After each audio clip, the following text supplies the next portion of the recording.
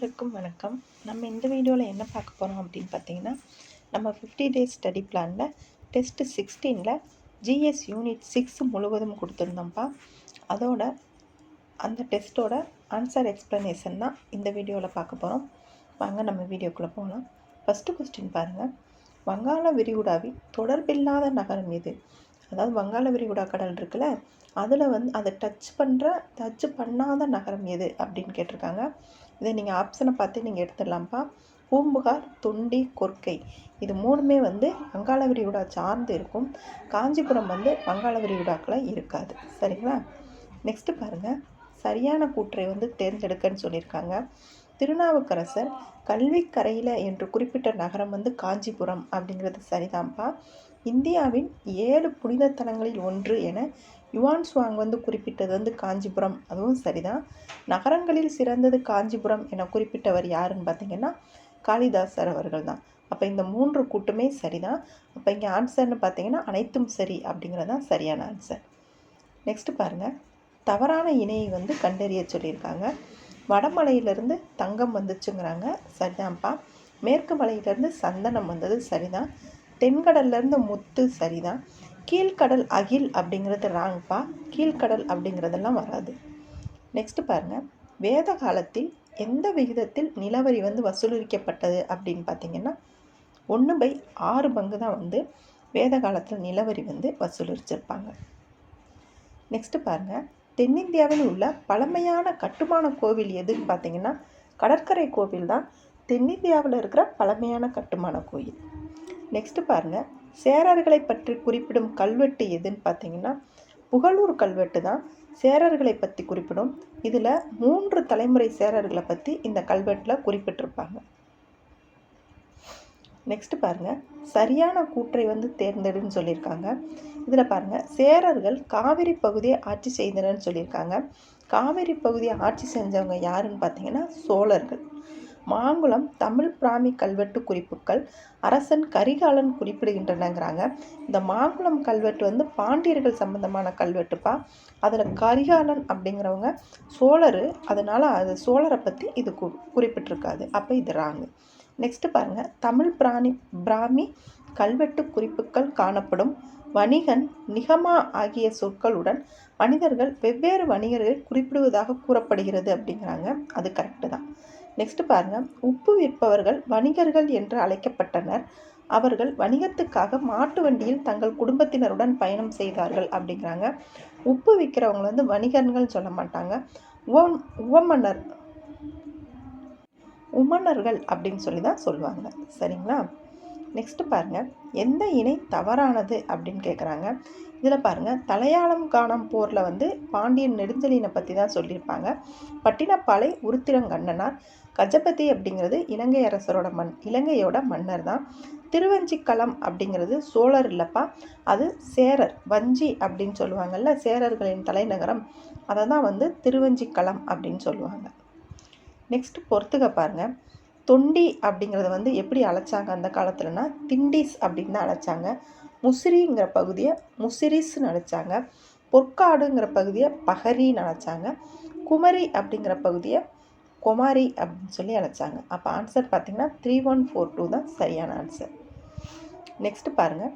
பொது ஆண்டுக்கு முன் 5ஆம் நூற்றாண்டில் வாழ்ந்த புகழ்பெற்ற கிரேக்க மருத்துவர் யார் அப்படின்னு பார்த்தீங்கன்னா ஹிப்போக்ரேட்டஸ். அவங்க தான் புகழ்பெற்ற கிரேக்க மருத்துவர்.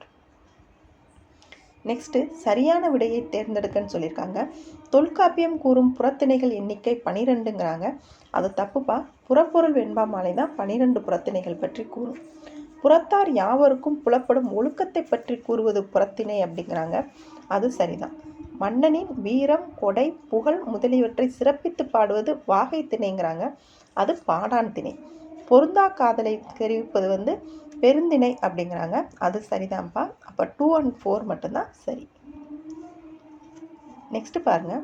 முப்பெரும் தேவியரை போற்றி வணங்கும் விழாவாக எந்த விழா கொண்டாடுறாங்கன்னு பார்த்தீங்கன்னா நவராத்திரி விழா தான் முப்பெரும் தேவியரை போற்றி வழங்கும் விழாவாக கொண்டாடுறாங்க. ராஸ்கோப்தாருங்கிறது யாருடைய முழக்கம் அப்படின்னு பார்த்தீங்கன்னா பார்சி இயக்கத்தோட முழக்கம் தான் இந்த ராஸ்கோப்தார் அப்படிங்கிறது. நெக்ஸ்ட்டு சரியான கூற்றை வந்து தேர்ந்தெடுக்க சொல்லியிருக்காங்க. ராஜாராம் மோகன் ராய் ஒரு கடவுள் கோட்பாடு போதித்தார் அப்படிங்கிறாங்க. அது சரிதான்ப்பா. அவர் உருவ வழிபாட்டை ஆதரித்தாருங்கிறாங்க. அது தப்புப்பா. அவர் உருவ வழிபாட்டை வந்து எதிர்த்திருப்பார். தீமைகளை கண்டனம் செய்ததை எதிர்த்தவருங்கிறாங்க. அவர் தீமைகளை வந்து கண்டனம் செஞ்சிருப்பார். அவர் சிற்றேடுகளை வெளியிட்டாருங்கிறாங்க. சிற்றேடுகளை அவர் வெளியிட மாட்டாங்க. அப்போ இதில் சரின்னு பார்த்தீங்கன்னா 1 மட்டும்தான் சரி.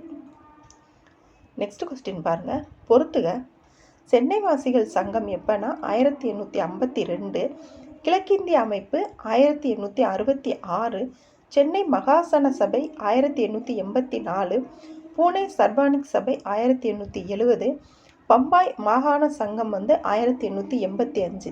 இந்த 5மே உங்களுக்கு ரொம்ப இம்பார்ட்டண்டான இயர்ஸ்ப்பா. அதான் உங்களுக்கு பொறுத்துகையில் மொத்தமாக வச்சாச்சு.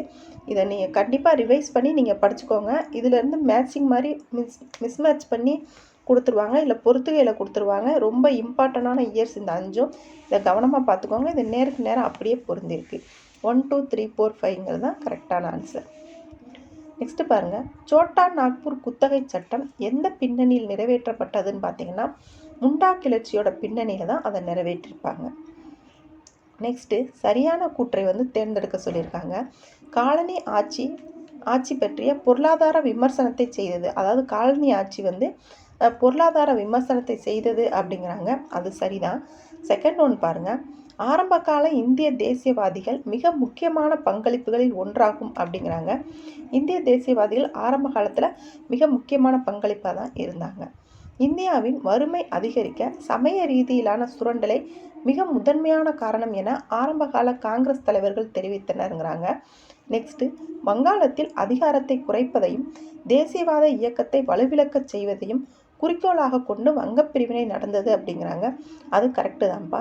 அப்போ 1 3 4 அப்படிங்கிறது தான் இங்கே கரெக்டான ஆன்சர். நெக்ஸ்ட் பாருங்கள், சரியானதை தேர்ந்தெடுக்க. சென்னை வாசிகள் சங்கம் 1852 நிறுவப்பட்டதுங்கிறாங்க. அது கரெக்டு தான்ப்பா. தமிழில் வெளிவந்த முதல் தேசிய பருவ இதழான சுதேசமித்திரன் 1891 தொடங்கப்பட்டது அப்படிங்கிறாங்க. அது ராங்ப்பா. 1891 வந்து அந்த சுதேசமித்திரன் வந்து தொடங்கியிருக்க மாட்டாங்க. நெக்ஸ்ட்டு, குடிமைப்பணி தேர்வுகள் இந்தியாவில் மட்டுமே நடத்தப்பட வேண்டும் என சென்னை மகாசன சபை வந்து கூறியதுங்கிறாங்க. அவங்க இந்தியாவில் மட்டுமே நடத்த சொல்லியிருக்க மாட்டாங்க. இங்கிலாந்து, இந்தியா 2 இடத்துலையுமே வந்து நீங்கள் நடத்துங்க அப்படின்னு சொல்லியிருப்பாங்க. V.S. சீனிவாசனார் ஒரு தீவிர தேசியவாதின்னு சொல்லியிருக்காங்க. VVS அப்படின்னு இவங்க சொல்லுவாங்க. இவங்க ஒரு மிதவாதி. அப்போ இதில் 1 மட்டும்தான் சரியானது. நெக்ஸ்ட் பாருங்க, சரியானதை தேர்ந்தெடுக்க. ஒத்துழையாமை இயக்கத்தில் பெரியார் பங்கேற்கவில்லை அப்படின்னு சொல்லியிருக்காங்க. ராஜாஜியோட சேர்ந்து வந்து இந்த ஒத்துழையாமை இயக்கத்தில் பெரியார் பங்கேற்றிருப்பாங்க. முஸ்லீம் லீக்கை சேர்ந்த யாகூப் ஹசன் ராஜாஜி நெருக்கமாக பணியாற்றினாங்கிறாங்க. இது கரெக்டு தான்ப்பா.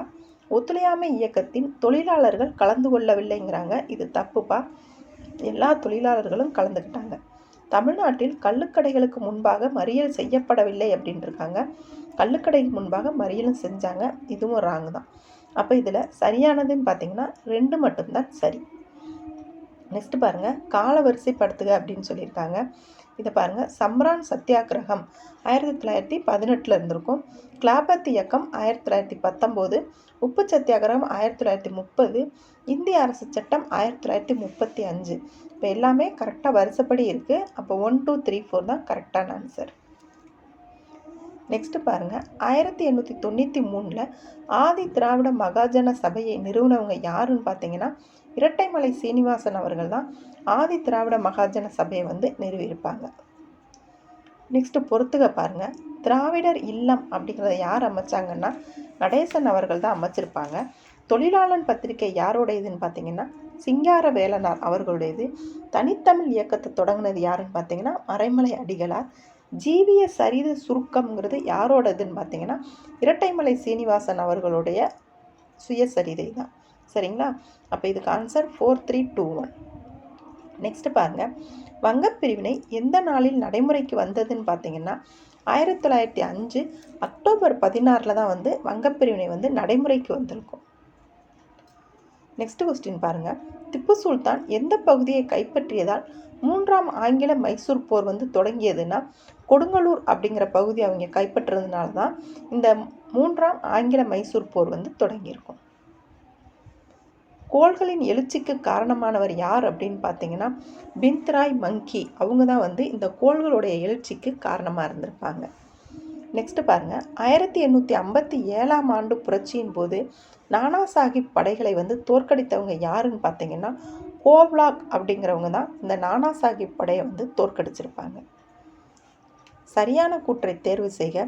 வாரன் ஹேஸ்டிங் திப்பு சுல்தானை பழிவாங்கும் நோக்கில் அணுகினார் அப்படிங்கிறாங்க. அது தப்புப்பா. காரன்வாலிஸ் தான் அவங்கள பழிவாங்கும் நோக்கிலோட அணுகியிருப்பாங்க. நெக்ஸ்ட்டு, திப்பு சுல்தானின் ஆட்சியை அகற்றியதும் மைசூரில் மீண்டும் உடையார் வம்ச ஆட்சி நிறுவியதும் தென்னிந்தியாவின் ஆங்கில கிழக்கிந்திய கம்பெனி ஆட்சியின் ஆரம்பத்தை குறிக்கிறது அப்படிங்கிறாங்க. அது சரிதான். ஆற்காடு நவாப் வேலு நாச்சியாரை ஆதரித்தார் அப்படிங்கிறாங்க. அது தப்புப்பா. ஏன்னா ஆற்காடு நவாப் வந்து ஆங்கிலேயருக்கு தான் விசுவாசமாக இருந்திருப்பாங்க. அவங்க வேலு நாச்சியாரை ஆதரிச்சிருக்க மாட்டாங்க. வேலு நாச்சியாரை ஆதரித்தது யாருன்னு பார்த்தீங்கன்னா நம்ம திண்டுக்கல் கூட்டமைப்பில் இருந்த கோபால நாயக்கர் அவர்கள் தான் ஆதரிச்சிருப்பாங்க. திருநெல்வேலியில் காடுகளின் மையத்தில் காளையார் கோயில் உள்ளதுங்கிறாங்க. அது தப்புப்பா. திருநெல்வேலியில் வந்து காளையார் கோயில் வந்து இருந்திருக்காது. நெக்ஸ்ட்டு பாருங்கள், சரியாக பொருத்தப்பட்டுள்ள இணையை வந்து தேர்ந்தெடுக்க சொல்லியிருக்காங்க. ஆசிரியரும் அதுக்குரிய இதழும் சொல்லியிருக்காங்க. ஜி சுப்பிரமணிய ஐயருங்கிறவங்க த ஹிந்து அப்படிங்கிற பத்திரிகையை தான் தொடங்கியிருப்பாங்க.